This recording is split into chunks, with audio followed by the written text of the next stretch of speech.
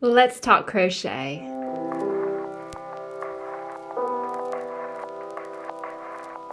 Hey folks, it's Mary, aka MercyTriumphs, and this is my channel Slow Crochet. This is episode 029. Today I am talking some works in progress and some finished objects that I've completed in my little adventures in crochet this week.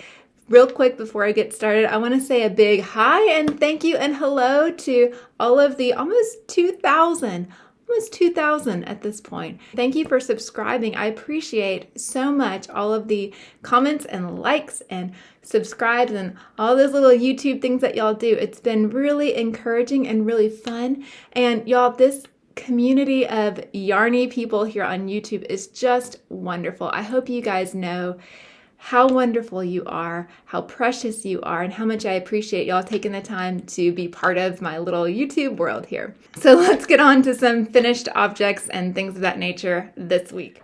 My list of works in progress is getting smaller, and I'm so thankful for it. I'm getting in the home stretch with several things.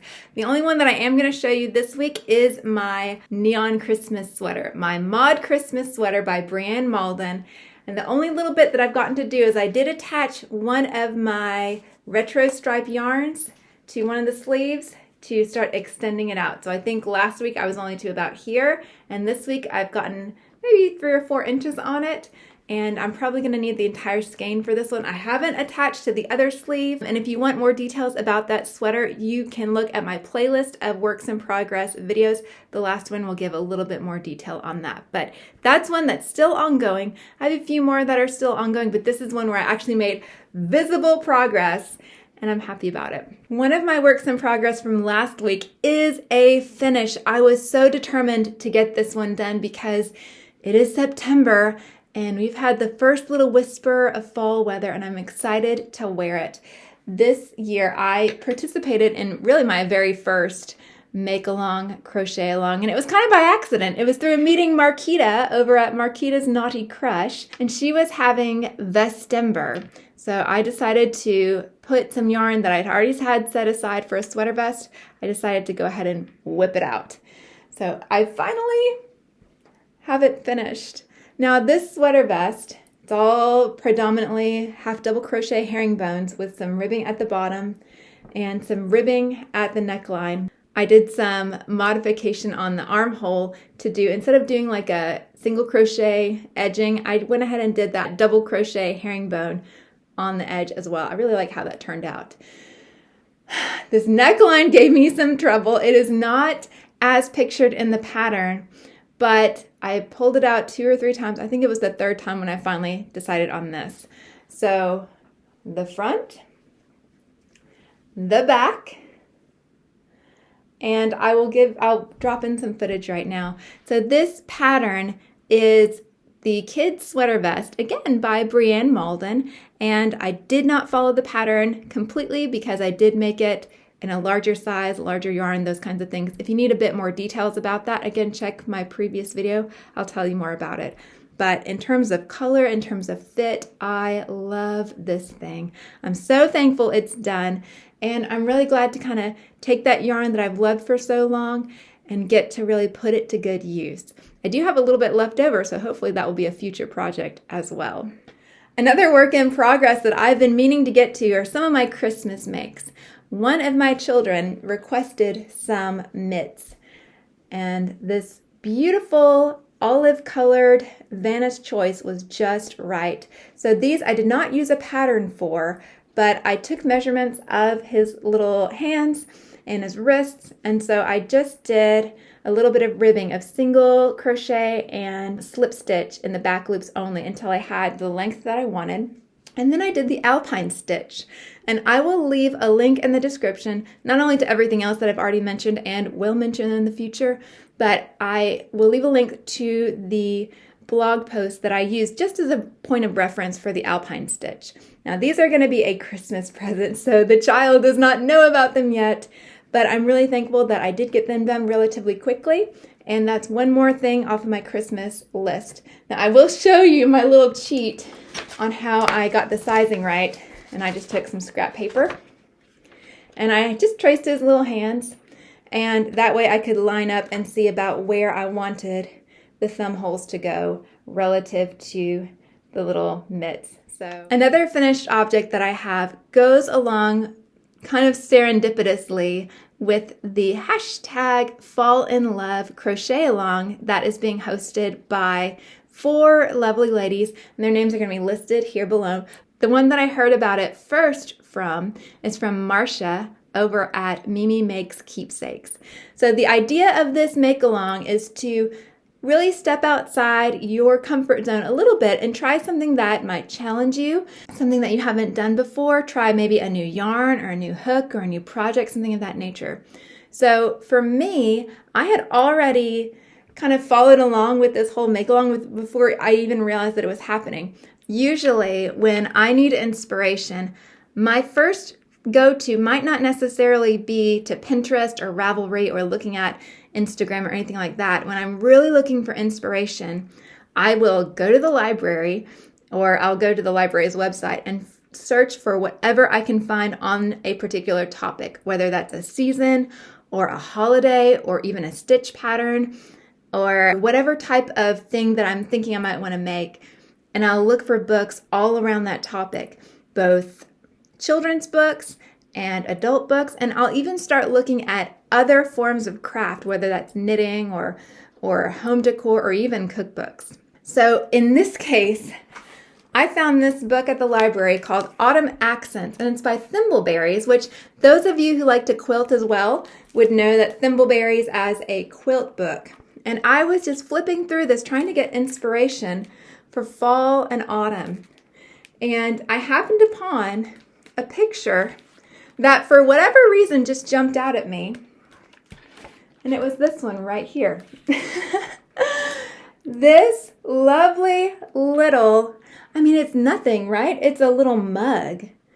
It's a little stoneware mug that's white with a little bit of brown with those beautiful orangey, coppery spots.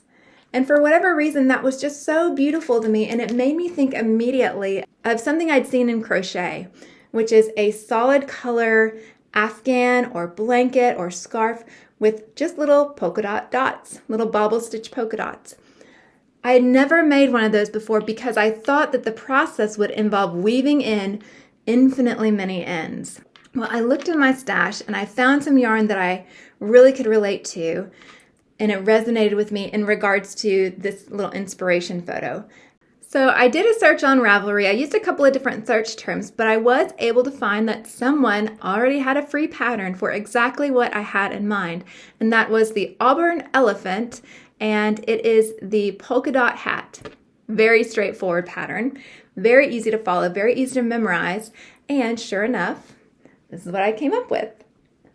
I made a happy little autumn beanie.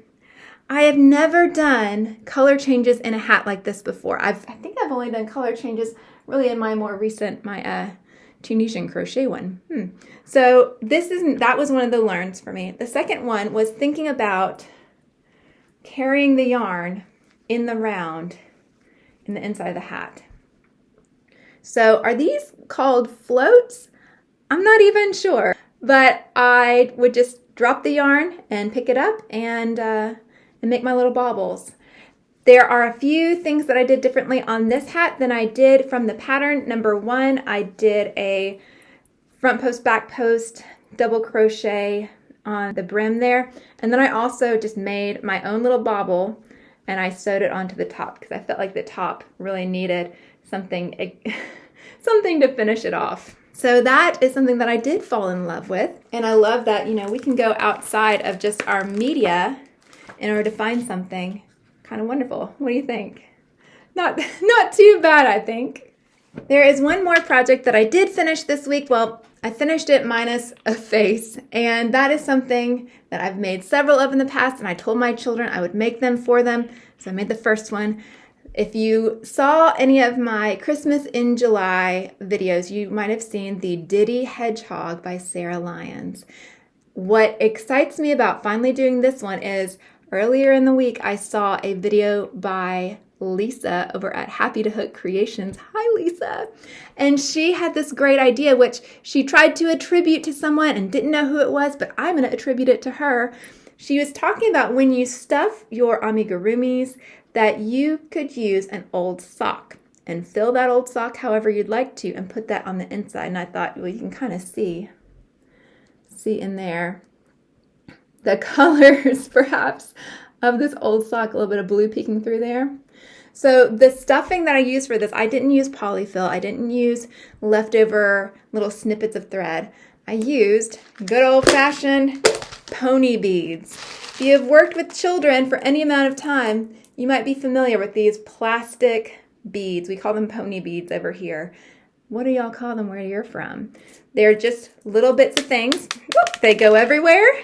My children have plenty of them. They didn't even notice that I'd swiped a few. And so those went into the holy sock. And then the sock went into the belly of the hedgehog. And then all the top part was just the top of the sock kind of flipped over like that. And I think it worked out great. So this guy will get a face and then I'll hide him away. He will be done. I like the weight of these. I had originally gotten the idea to stuff with pony beads when looking at some hacky sack or like foot bag patterns that are meant to be done up in cotton and just tossed around in the playground. And if you're not aware of hacky sack, it was a whole thing. That's kind of giving away a little bit of my age. So I opted for the pony beads because I figured that these things were going to get thrown anyway, so you might as well kind of give them a little heft with that anyway. We'll see how many lamps get broken around Christmas time. Hopefully zero. Hopefully zero. So that's it for this week in terms of what I have completed and is still in progress. Again, if you're interested in seeing any of my other works in progress videos, I'm going to have a link to a playlist of those in the end of the video. Thank you again to everyone who has encouraged me on this YouTube adventure. It is amazing to me that any of y'all have even found me. The algorithm works in mysterious ways. You guys are so wonderful and so encouraging. I love this community. I'm so thankful I get to be a part of it. If I'm not your cup of tea, thank you so much for listening this long. I do appreciate it, and I do hope I'll see you again soon. Bye.